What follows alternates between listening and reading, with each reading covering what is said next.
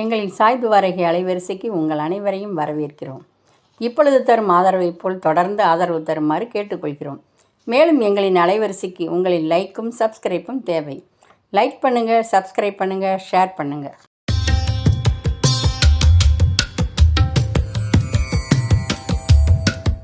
திருச்சிற்றம்பலம். இந்த காணொளியில் அரசியலங்குமரி கதையின் தொடர்ச்சியை பார்ப்போமா?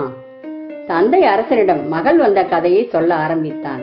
அரசே, எங்கள் இருவருக்கும் திருமணமாகி குழந்தை இல்லாமல் இருந்தோம். தினமும் காலையில் நானும் என் மனைவியும் ஒன்று சேர்ந்து ஆற்றை தாண்டி வேலைக்கு செல்வது வழக்கம். ஒரு நாள் காலையில் நாங்கள் இருவரும் வேலைக்கு சென்ற போது ஆற்றின் கரையில் இந்த குழந்தை கிடந்தது. இந்த குழந்தையை பார்த்தவுடன் சுற்றும் முற்றும் பார்த்தால் யாரும் இல்லை. பிறந்த குழந்தையை ஆற்றின் கரையில் அனாதையாக கிடந்த போது மிகுந்த வருத்தமாக இருந்தது. இருந்தாலும் எங்களுக்கு குழந்தை இல்லாததால் குழந்தையை தூக்கி கொண்டு அன்று வேலைக்கு செல்லாமல் வீட்டிற்கு வந்து விட்டோம்.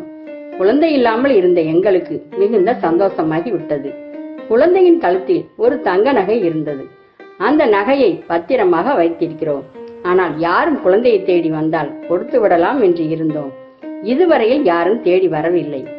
எங்களுடைய குழந்தையாகத்தான் வளர்த்து வந்தோம். நானும் என் மனைவியும் என் மகளை எந்த குறையும் இல்லாமல் உயிருக்கு உயிராக வளர்த்து விட்டோம். இதற்கு மேல் என் மகளை யாரும் கேட்டு வந்தால் நாங்கள் கொடுப்பதற்கு தயாராக இல்லை அரசே என்றான் தந்தை. தாயும் தந்தையும் மகளை கட்டிப்பிடித்து, மகளே, உன் பிறப்பின் ரகசியத்தை உன்னிடம் சொல்லாமல் இந்த வயது வரை வளர்த்து விட்டோம். எங்களை மன்னித்து விடு மகளே என்று சொல்லிக்கொண்டே கண்ணீர் விட்டார்கள் இருவரும். மகளும் உங்களை விட்டு நான் எங்கும் செல்ல மாட்டேன் என்று சொல்லி தாய் தந்தையை இறுக பிடித்தார்.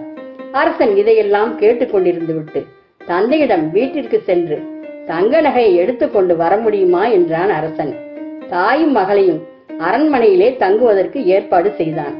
அதற்கு பின் தந்தை வீட்டிற்கு சென்று தங்க நகையை எடுத்துக்கொண்டு வந்து கொடுத்தான் அரசனிடம். அது ஒரு வட்டமான தங்க பதக்கம். அந்த தங்க பதக்கத்தை திறந்து பார்த்தபோது அதில் ஒரு பெண்ணின் உருவமும் ஒரு அரசனின் முத்திரையும் இருந்தது. சாரங்கனுக்கு அந்த முத்திரை எந்த நாட்டு அரசனுடையது என்று தெரியவில்லை. உடனே மந்திரியை அழைத்து இந்த முத்திரை எந்த நாட்டு அரசனுடையது என்று கண்டுபிடிக்க சொன்னான். 2 நாளில் கண்டுபிடிப்போம் அரசே என்று சொல்லி கிளம்பினான் மந்திரி. மந்திரி சென்றவுடன் அரசனிடம், தந்தை அரசே, நான் உங்களிடம் ஒரு கேள்வி கேட்க வேண்டும். என்னை தவறாக நினைக்காதீர்கள். எங்களை அழைத்து வந்து என் மகளை பற்றி விசாரிக்க வேண்டும் என்று உங்களுக்கு எப்படி தோன்றியது அரசே என்றான். அரசன், இந்த அரசன் யார் என்று கண்டுபிடித்து விட்டு அதற்கு பின் உனக்கு எல்லாம் விளக்கமாக சொல்கிறேன். அதுவரையில் நீயும் உன் மனைவி மகளோடு இந்த அரண்மனையிலே தங்கிக்கொள் என்று சொல்லி அனுப்பினான் அரசன். 4-5 நாட்களில் முத்திரைக்குரிய அரசன் யார் என்ற விபரமும் தெரிந்தது சாரங்கனுக்கு. சாரங்கன் ஒரு ஒற்றன் மூலமாக அந்த அரசனுக்கு ஓலை அனுப்பினான்.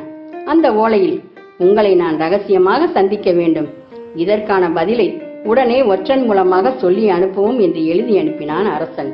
சென்ற ஒற்றன் மூலமாக, நீங்கள் எப்போது வந்தாலும் நான் சந்திக்க தயாராக இருக்கிறேன் என்று சொல்லி ஒற்றனை அனுப்பி வைத்தான் அரசன் வில்லியம். சாரங்கன் தன்னோடு பெண்ணின் தந்தையும் மந்திரி, தளபதி என்று 10 பேர் கொண்ட படையோடு கிளம்பினான். வில்லியம் நாட்டை அடைந்தவுடன் சாரங்கனை அன்பாக வரவேற்றான் அரசன் வில்லியம். 2 அரசர்களும் நலம் விசாரித்துக் கொண்டார்கள். அடுத்து உணவு உபசரிப்பு எல்லாம் முடிந்தவுடன் சாரங்கன் பெண்ணின் தந்தையோடும் அரசன் வில்லியமோடும் தனியாக அமர்ந்து இதுவரையில் நடந்த விபரத்தை பற்றி விரிவாக சொல்லி, அதாவது கனவில் பார்த்த பெண் முதற்கொண்டு சொல்லி, சாரங்கன் தங்க நகையை வில்லியம் கையில் கொடுத்து, இந்த பதக்கத்தில் இருக்கும் பெண்ணை பற்றி தெரிந்தால் எங்களுக்கு சொல்ல முடியுமா என்றான் சாரங்கன். வில்லியம் பதக்கத்தில் இருந்த பெண்ணை பார்த்ததும் திகைத்தான். எத்தனையோ வருடக்கணக்காகி விட்டது அந்த பெண்ணை பார்த்து வில்லியமுக்கு. யார் இவள் என்று சாரங்கன் கேட்டதற்கு வில்லியம், ஒரு சமயம் இவளை பற்றி மறக்க முடியாமல் தவித்தேன். ஆனால் இப்போதெல்லாம் இவளை மறந்து வாழும் காலத்தில் இவளை யார் என்று கேட்கிறீர்கள். இதற்காக என்னை தேடி வந்திருக்கிறீர்கள். இவளுடைய கதையை உங்களிடம் சொல்லித்தான் ஆக வேண்டும். இவள் என்னுடைய ஆசை நாயகி. இந்த நகையை அவளுக்கு நான் பரிசாக கொடுத்தது. இவள் பெயர் காஞ்சனை. இவள் சாதாரண வீட்டு பெண் தான். காஞ்சனை என் மனைவிக்கு தோழியாக வந்தவள். என்னவோ தெரியவில்லை, காஞ்சனையை பார்த்தவுடன் எனக்கு பிடித்து போயிற்று. அதனால் இவளை என் ஆசை நாயகியாக வைத்துக் கொண்டேன். இவளோடுதான் நான் அதிக நாட்கள் வாழ்ந்தேன். பல வருடங்கள் இப்படியே போய்கொண்டு இருந்தது. ஒரு நாள் காஞ்சனை தனக்கு என்று ஒரு குழந்தை வேண்டும். அந்த குழந்தை எனக்கு அடுத்த அரசாட்சிக்கு வர வேண்டும் என்று என்னிடம் வற்புறுத்தினாள். நானோ ஆசை நாயகியாக இருந்து கொண்டு, உனக்கு பிறக்கும் குழந்தை அரசாட்சிக்கு வர முடியாது, அதனால் குழந்தை வேண்டும் என்ற எண்ணத்தை விட்டுவிடு என்றேன்.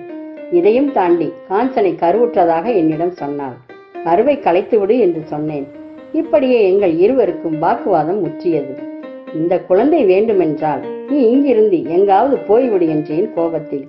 நான் சொன்ன சொல்லுக்கு இதுவரையில் காஞ்சனை எங்கு சென்றாள் என்ற எந்த விவரமும் எனக்கு தெரியாது. அவளை தேடவும் முயற்சிக்கவில்லை என்று கதையை சொல்லி முடித்தான் வில்லியம். சாரங்கனோ, உங்கள் ஆசை நாயகிக்கு ஒரு பெண் குழந்தை இருக்கிறது. அந்த குழந்தையை எடுத்து வளர்த்தவர் இவர்தான் என்று தந்தையை சுட்டிக்காட்டினான். இப்போது இளங்குமரி என் அரண்மனையில் தான் இருக்கிறாள். இந்த இடத்தில் எனக்கு ஒரு சந்தேகம் எழுகிறது. இந்த பெண் குழந்தை உங்களுடையதா என்பதை தெரிந்து கொள்ள உங்கள் ஆசை நாயகியை தேடி கண்டுபிடிக்க வேண்டும் என்றான் சாரங்கன். காஞ்சனையை தேடுவதற்கு நீங்களும் முயற்சி செய்யுங்கள்.